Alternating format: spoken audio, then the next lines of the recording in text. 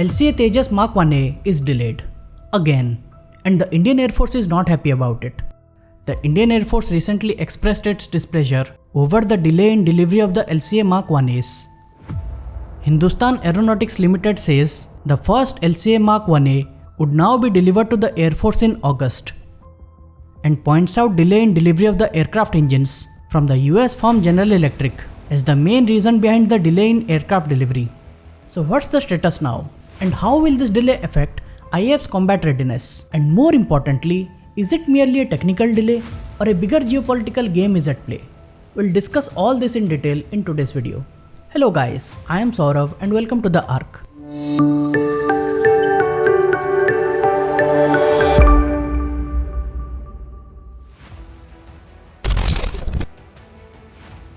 In 2021, the Indian Air Force signed a deal with the Hindustan Aeronautics Limited for 83 light combat aircraft Tejas worth 48,000 crore rupees. The deal included 73 LCA Tejas MK-1A fighter jets and 10 LCA Tejas MK-1 trainer aircraft.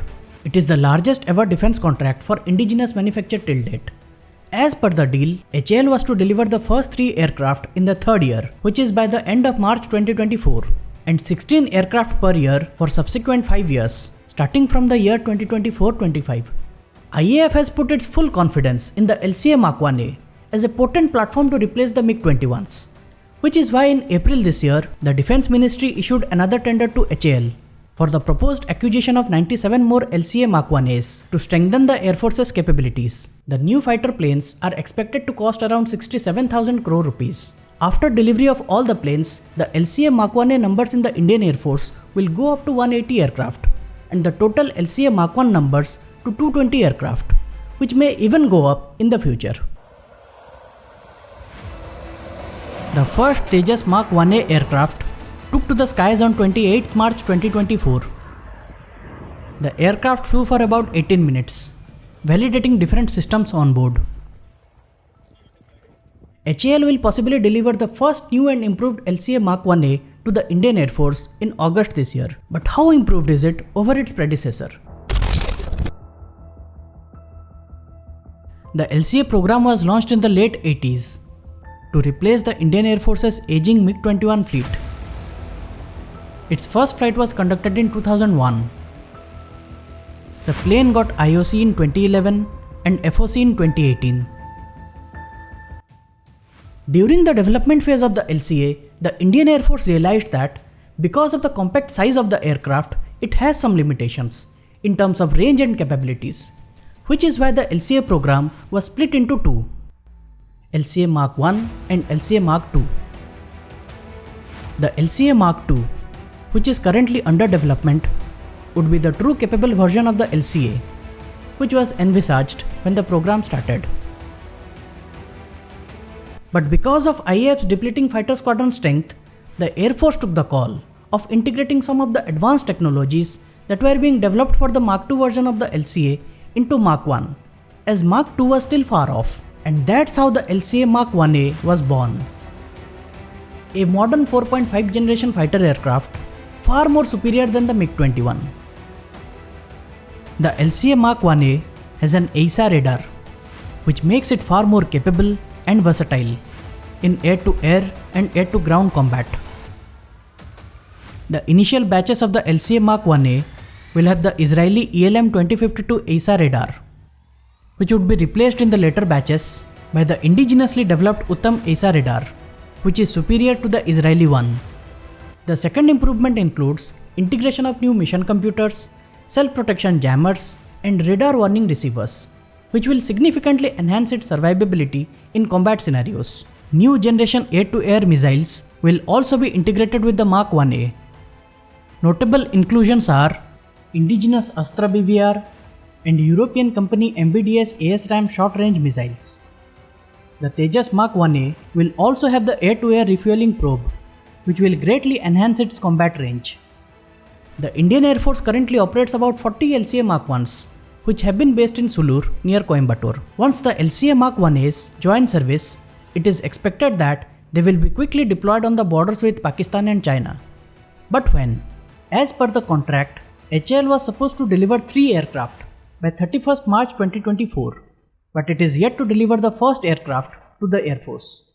The Air Force has conveyed its concerns on the delay. HAL has cited two reasons for the delay.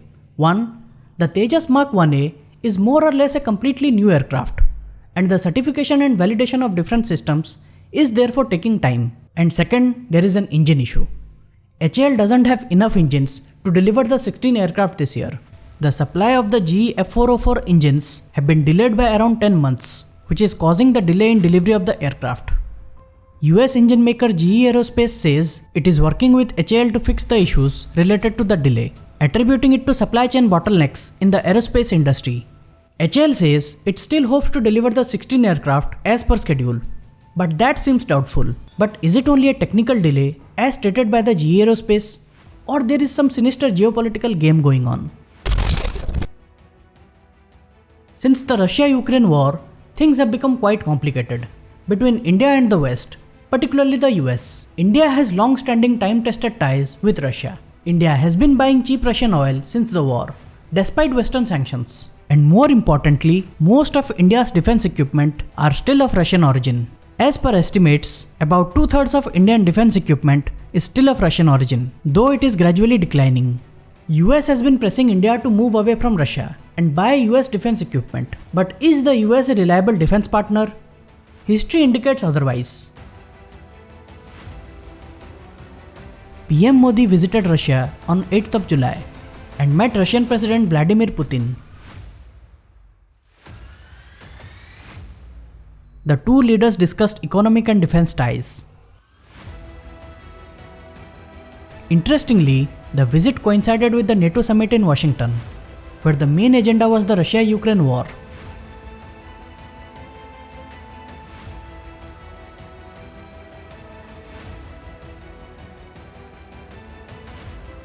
PM Modi's Russia visit has not been received well in the US.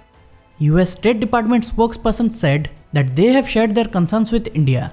Mr. Modi's public remarks to see what he talked about, but as I said, we made quite clear directly with India our concerns about their relationship with Russia, and so we would hope India and any other country, when they engage with Russia, would make clear that Russia should respect the UN Charter, should respect Ukraine's sovereignty and territorial integrity.